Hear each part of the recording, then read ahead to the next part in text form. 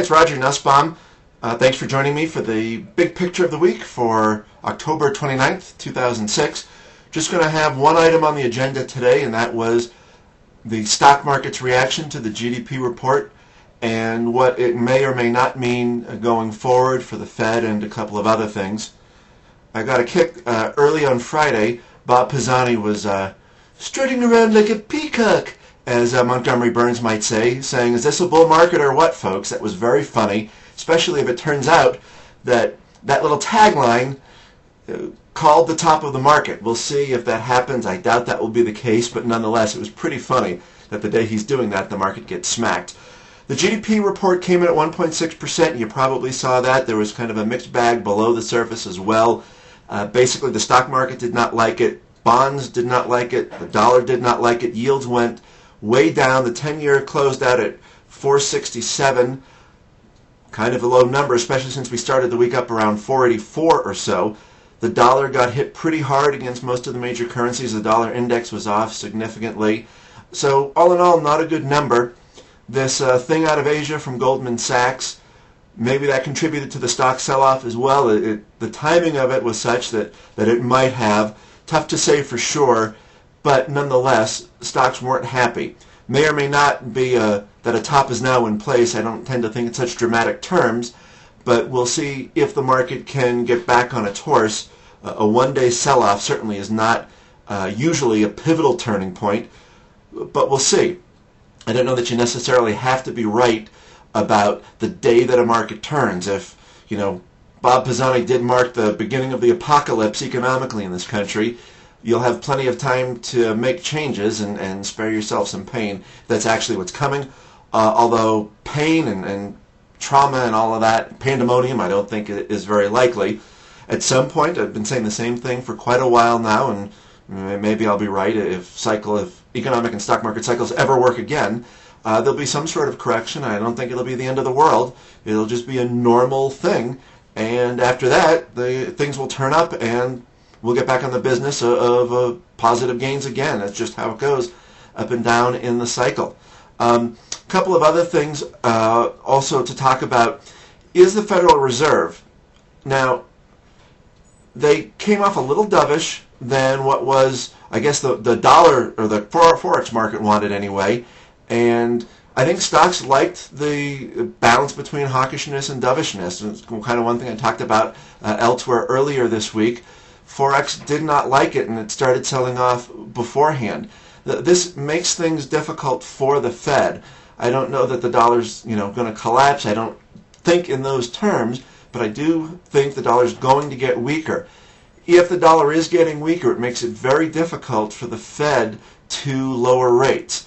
They can't get very aggressive because the combination of the economy looking weaker plus them lowering rates potentially causes a big decline in the dollar, bigger than they would otherwise want at any point in time. And big swings in the dollar are not good for anybody. They're not good for us, for the people that own our dollars, China, Japan, Taiwan, India, on and on and on. The UK has a lot of our currency as well. Not good for any of those folks. And so perhaps there would be a concerted effort on the part of those other countries, those global participants, to prevent the dollar from falling a lot. And maybe they can stave off a collapse, but I don't know if they can stave off a sharp decline. And I'm differentiating there in terms of magnitude.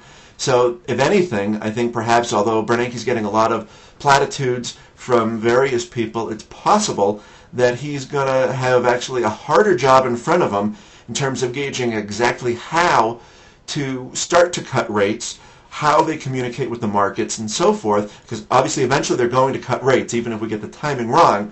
It's clear that that's going to happen at some time, because that's how cycles work. But how they do it could be very difficult, and that'll be something kind of longer term, maybe over 6 to 9 months, to watch how they manage. No matter what's going on, I still do not think they could possibly lower rates as soon as the first quarter of 2007. I think the earliest they could do it for credibility's sake and letting the previous hikes completely work their way in, the earliest they could do it would be the beginning of the second quarter.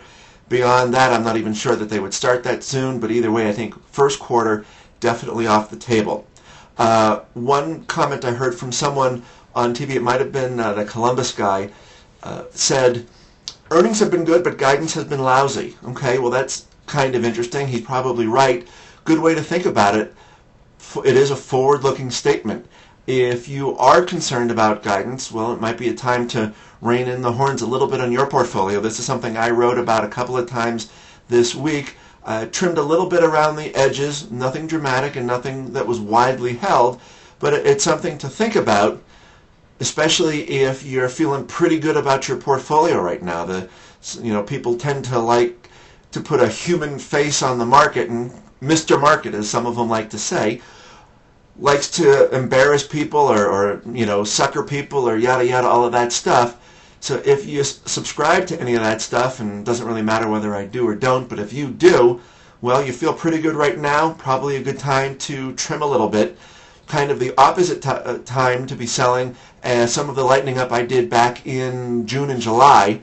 Again, doesn't really matter. It's an effort to be forward-looking. You'll get some sales right, you'll get some wrong, but being continually forward-looking and trying to anticipate what's coming, some of that matters. To Tom Kay's point, you're not going to make short-term predictions correctly very often, but sort of bigger picture, just trying to be prudent, not turning a portfolio completely upside down.